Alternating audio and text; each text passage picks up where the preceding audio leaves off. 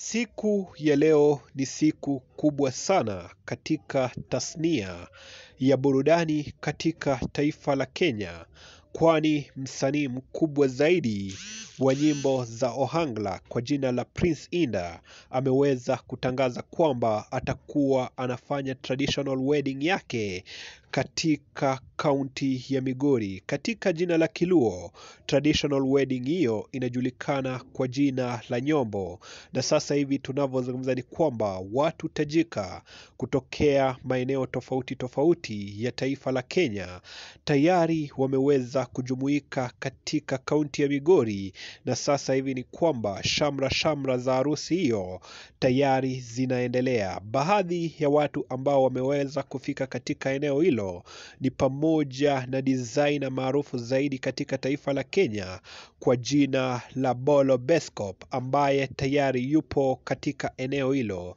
Mwingine ambaye anatarajiwa kuwepo katika eneo hilo ni pamoja na msanii kwa jina la Kevin Bahati pamoja na mke wake Diana Marua. Ikumbuke kwamba wawili hawa ni marafiki wa karibu sana wa Prince Indah, na hivyo muda si mrefu wanategemewa kufika katika eneo hilo.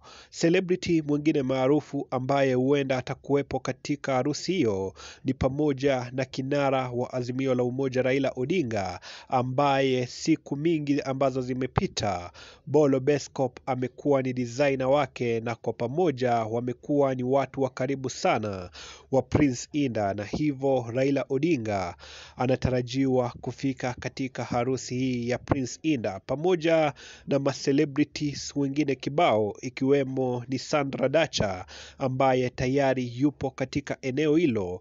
Na sasa hivi tunavyozungumza ni kwamba tayari maandalizi yote yamekwisha kamilika na kila kitu kipo tayari, na siku ya leo bride kwa jina la Winnie bila shaka atakuwa anachukuliwa katika a colorful ceremony na Prince Indah, na kwa pamoja wataendeleza maisha yao.